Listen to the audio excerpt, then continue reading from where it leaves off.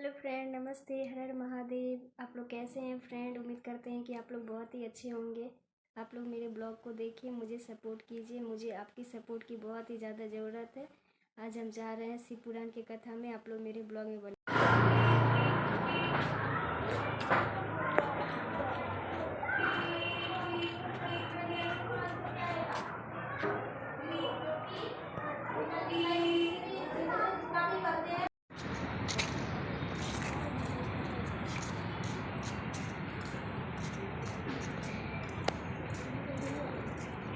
अच्छा नहीं, हाथ पकड़।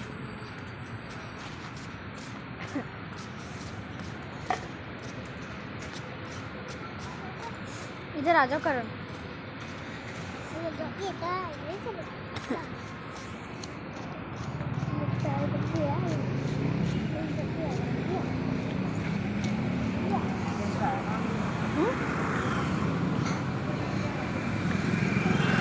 फिर चलो।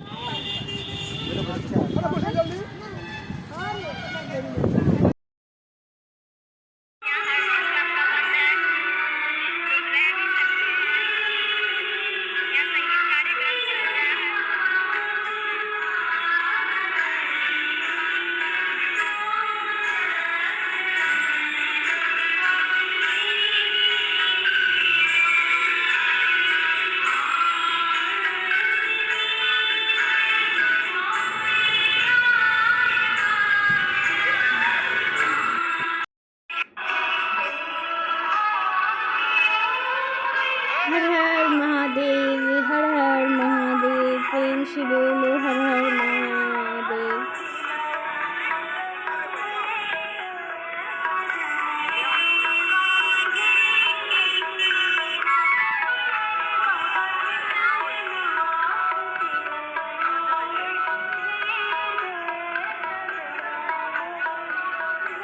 ये है शिव परिवार, दुनिया का सबसे अच्छा परिवार। ये मेरे हनुमान जी।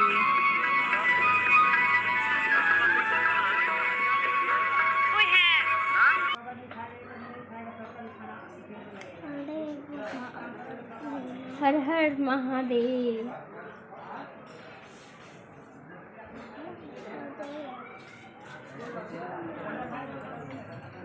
जय भोले बाबा।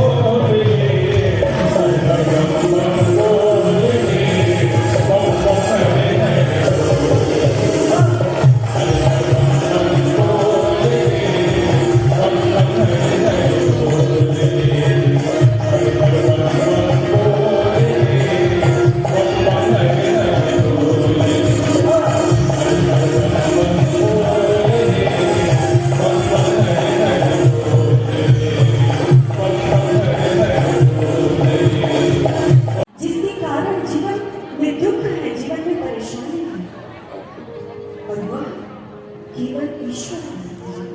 जिस दिन जीवन के भीतर आप परमात्मा का साक्षात्कार करेंगे, वास्तव में उसके चरणों से जुड़ जाएंगे, अपने मन को लगा लेंगे, तो आप देखिए आपका जीवन बदल जाएगा, आपके जीवन में सब शांति की प्राप्ति हो जाएगी।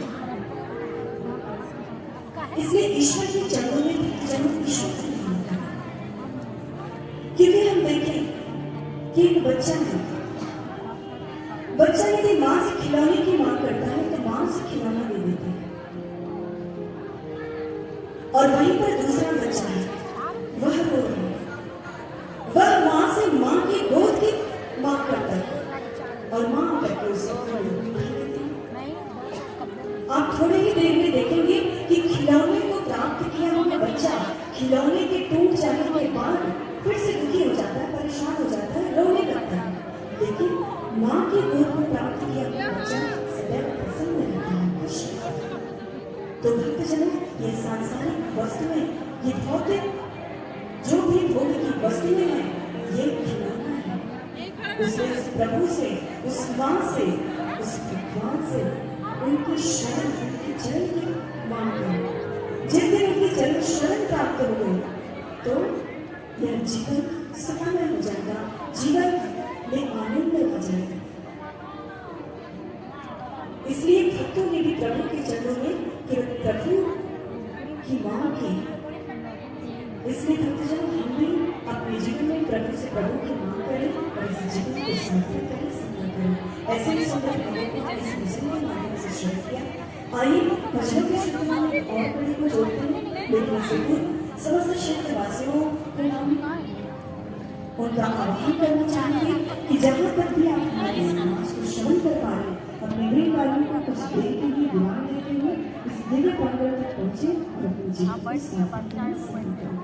आइए भजन को श्रवण करते हैं, जिसके लिए मैं आग्रह करना चाहूंगी परम पूजनीय परम वंदनीय दयाल सागर सदगुरु संत श्री आशुतोष महाराज जी के शिष्य और उनके गुरुजनों से मैं आग्रह करूंगी कि प्रभु के चरणों से मुझे देवी पुष्प को अर्पित करें। और साथ ही साथ आप सभी से आग्रह है कि प्रभु के चरणों में फूला की जय घोष करें। तो सभी के द्वारा नाम होगा, सभी के बोलिए उमापति महादेव की जय, गुरुदेव महाराज जी की जय।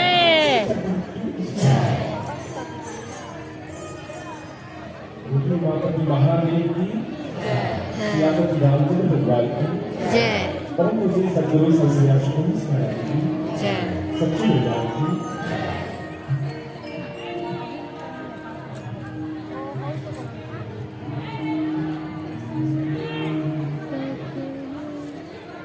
शिव का नाम रटे जा पल पल मन, शिव का नाम रटे जा पल पल, लागे ना कोई मोल रे। सभी तैयार है? मीठी मीठी ताली के साथ में। हाँ, हर हर बम बम बोल रे, बम बम हर हर बोल रे।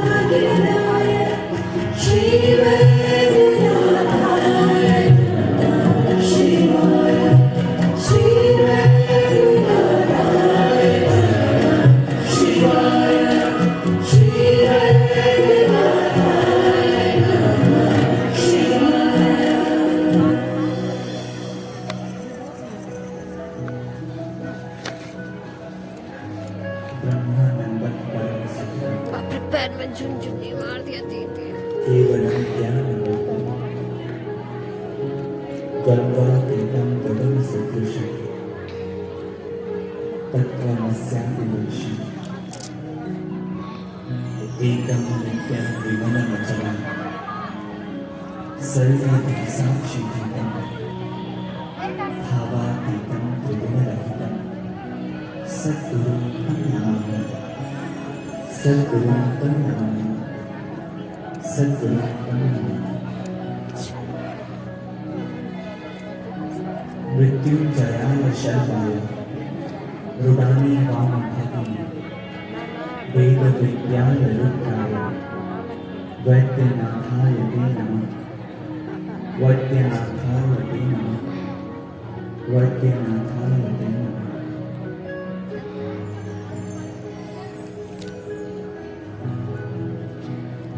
बोलिए देवादिदेव महादेव की जय भूताधिपति भगवान आशुतोष की जय आदिशक्ति माँ दुर्गा भवानी की जय बाबा वैद्यनाथ की जय परम पूजनीय गुरुदेव सर श्री आशुतोष महाराज की जय। सच्चे दरबार की जय।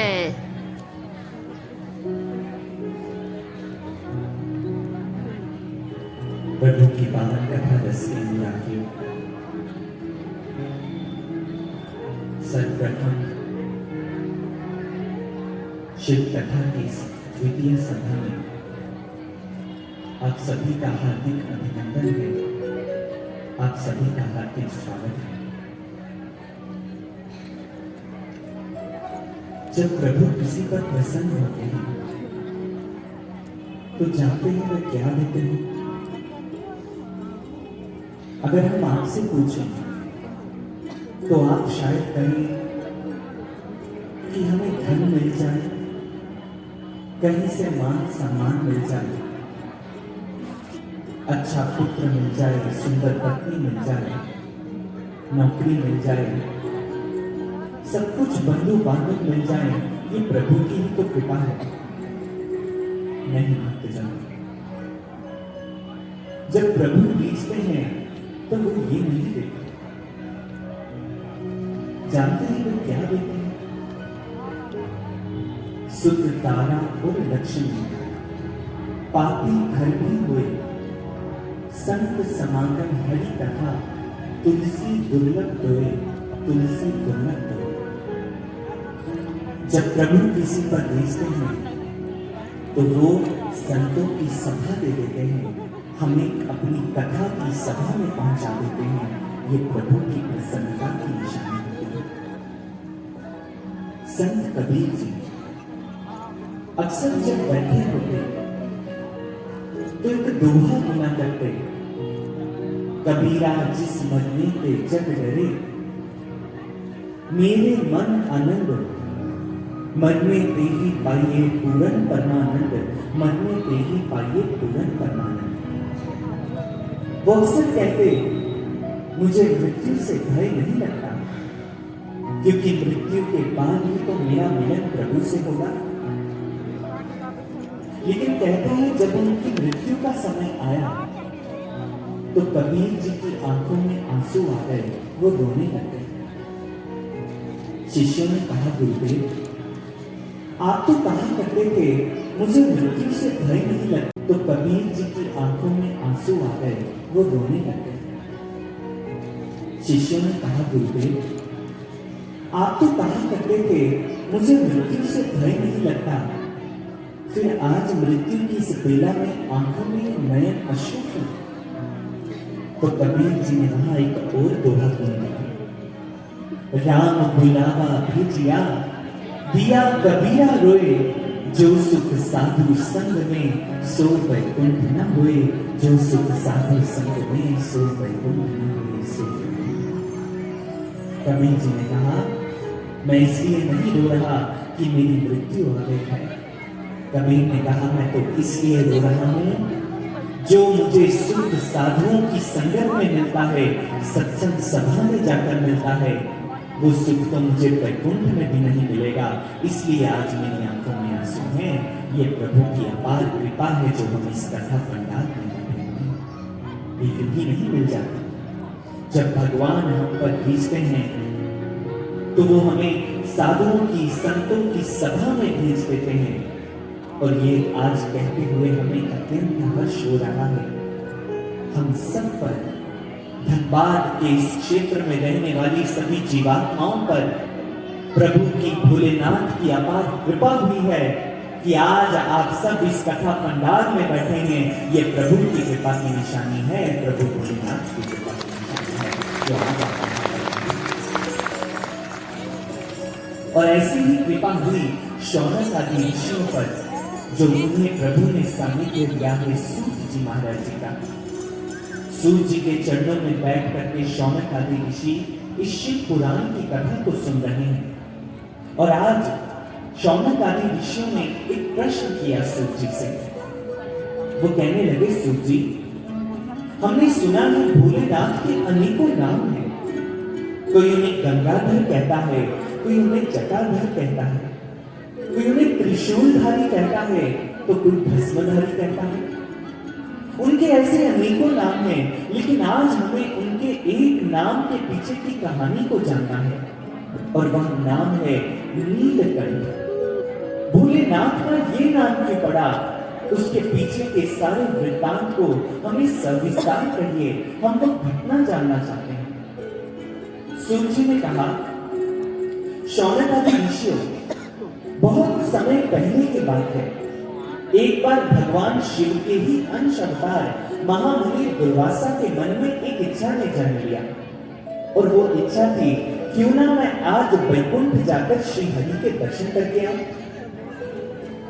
यूं ये इच्छा आते ही दुर्वासा मुनि चल पड़े वैकुंठ में प्रभु का दर्शन करने के लिए। वैकुंठ के भीतर प्रवेश किया, सामने श्री हरि शेषनाग की शैया पर विराजित थे। उनके श्री चरणों में महामाया लक्ष्मी विराजित थी। जैसे दुर्वासा मुनि वहां पहुंचे, कहने लगे, प्रणाम श्री हरि, प्रणाम, अपने सेवक का प्रणाम स्वीकार कीजिए। श्री हरि ने देखा, कहने लगे, स्वागतम दुर्वासा मुनि, स्वागतम। कहो आज किस हेतु से आज वैकुंठ पधारे हैं। दुर्वासा मुनि ने कहा, प्रभु कोई विशेष प्रयोजन नहीं, बस आज मेरे हृदय में आपके दर्शन की कामना थी, और आपके दर्शन की कामना मुझे वैकुंठ खींच लाई है श्री हरि। प्रभु ने कहा, अच्छा तो दुर्वासा मुनि अगर वैकुंठ आ ही गए हैं तो लीजिए, हमारा प्रसाद भी ग्रहण कीजिए। और यूं कहते श्री हरि ने अपने कंठ में से अपनी वैजंती माला उतारी और दुर्वासा मुनि के हाथों में प्रदान कर दी। दुर्वासा मुनि ने उस माला को अपने हाथों में पकड़ा, कहने लगे, हाँ प्रभु, इसकी सुबास से तो मेरा तन मन सुबासित हो गया है। उसको अपने मस्तक पर धारण किया और श्री हरि के चरणों में प्रणाम निवेदित कर दुर्वासा मुनि चल दिए अपने आश्रम की ओर।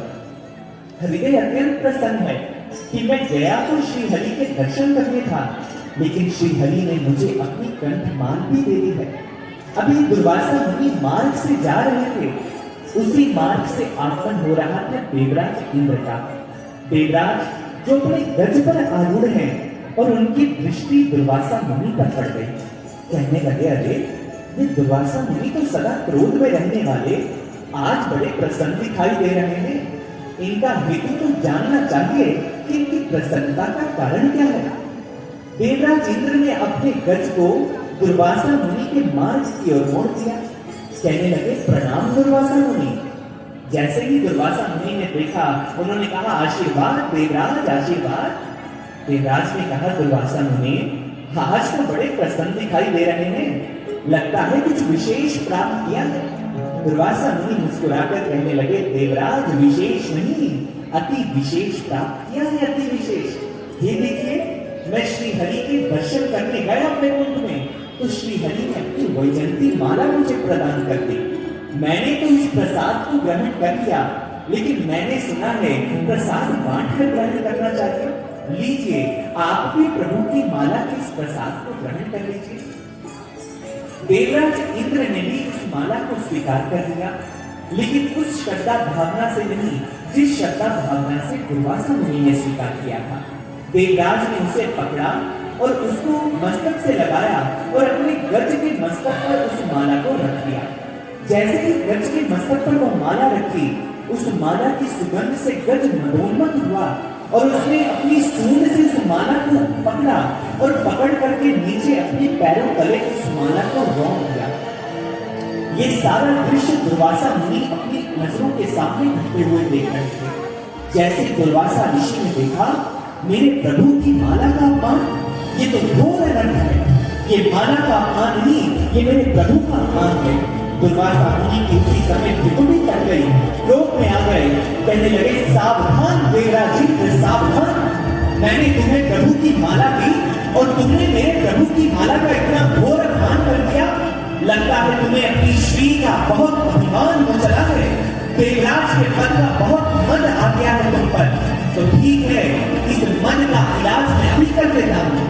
दुर्वासा मुनि ने अपने कमंडल से जल निकाला और नेत्र बंद करके कहने लगे, मैं शिवभक्त दुर्वासा अपने संपूर्ण तप को साक्षी मान करके तुम्हें श्राप देता हूँ देवराज, तुम शीघ्र ही श्री विहीन हो जाओ, लक्ष्मी समुद्र की गहराइयों में फंस जाए।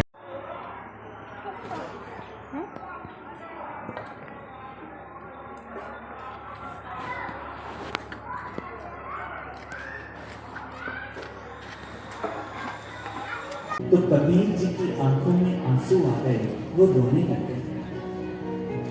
शिष्यों ने कहा, गुरुदेव, आप तो कहा करते थे मुझे मृत्यु से भय नहीं लगता, फिर आज मृत्यु की इस बेला में आंखों में नयन अश्रु क्यों?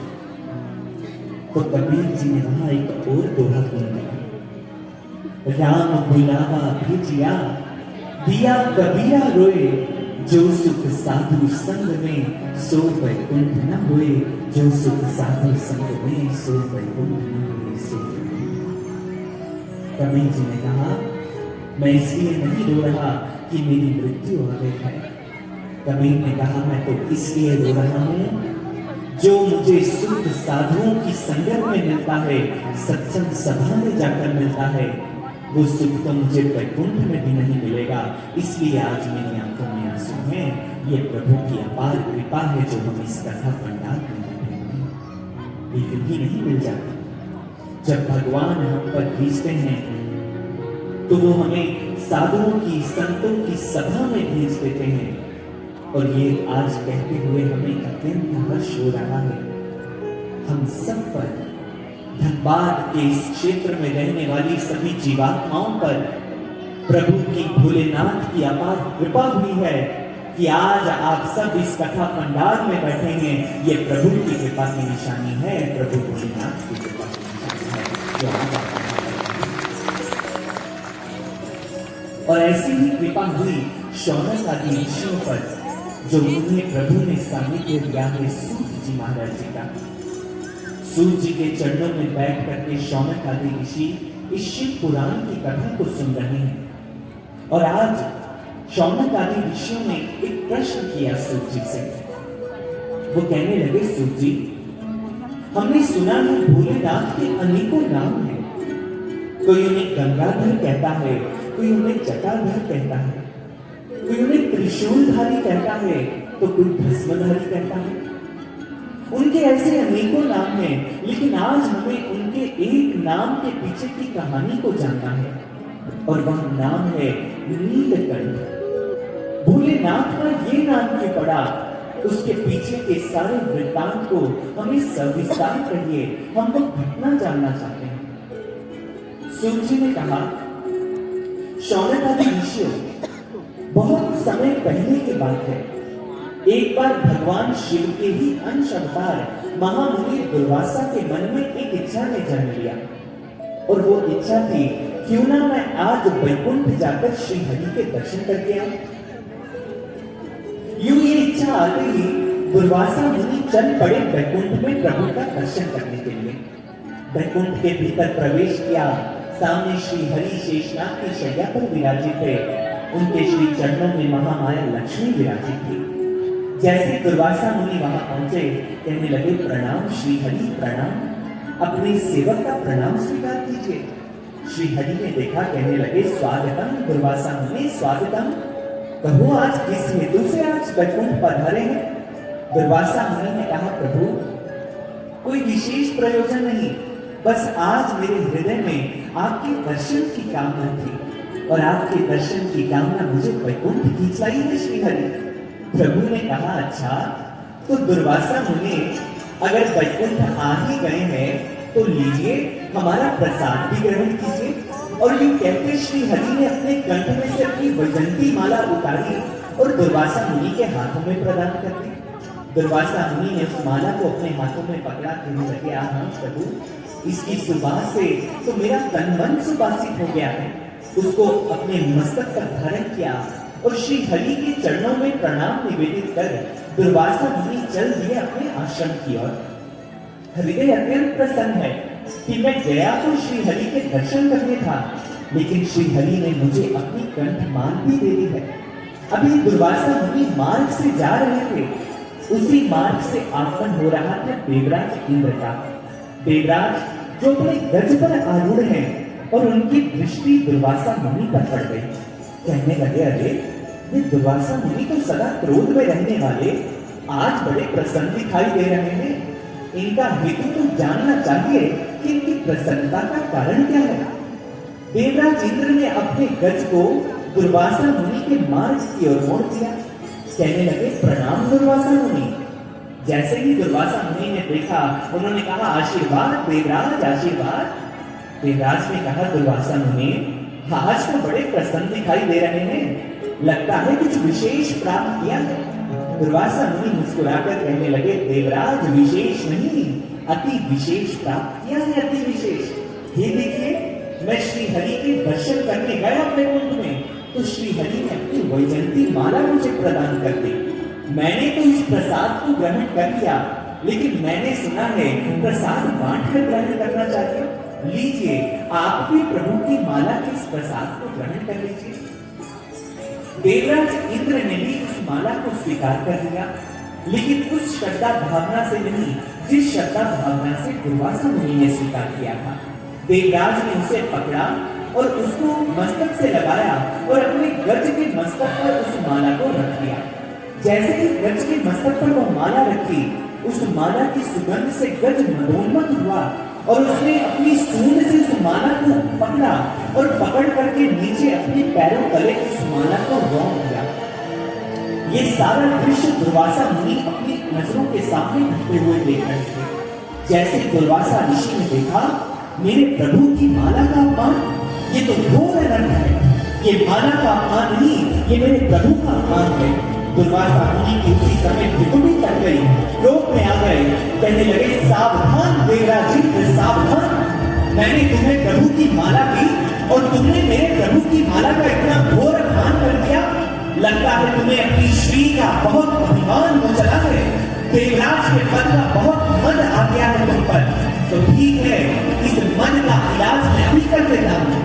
दुर्वासा मुनि ने अपने कमंडल से जल निकाला और नेत्र बंद करके कहने लगे, मैं शिव भक्त दुर्वासा अपने संपूर्ण तप को साक्षी मान करके तुम्हें शाप देता हूँ देवराज, तुम शीघ्र ही शीघ्रहीन हो जाओ, लक्ष्मी समुद्र की गहराइयों में फंस जाए।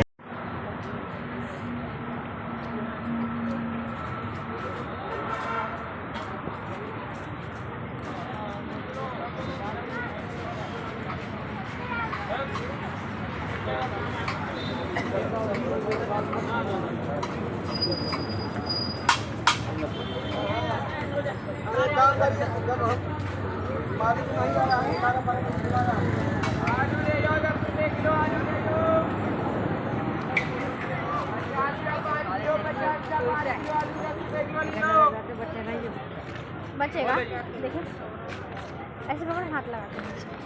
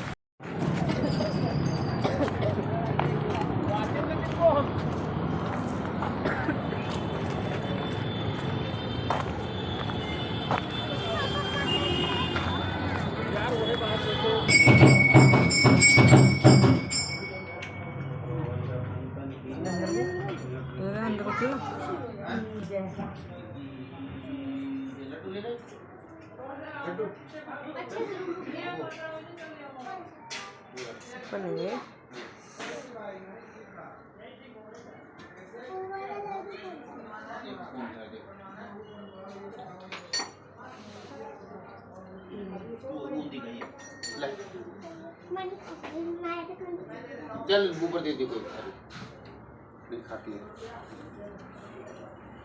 मंगल भवानी मंगल हारी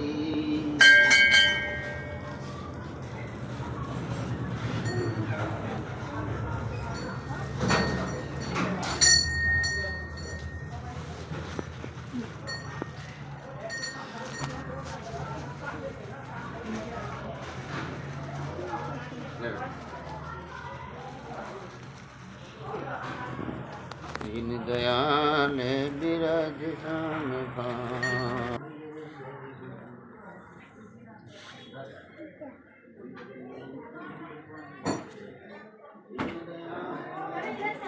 कपड़े दे गया ना?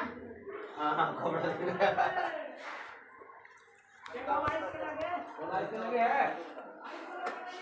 अभी तो पाइप पार के आए हमें यार।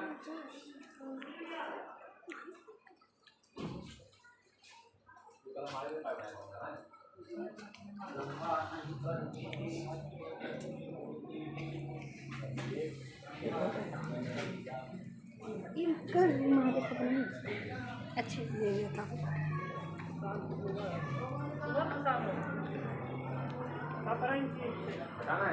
माइनस कर देना 17 में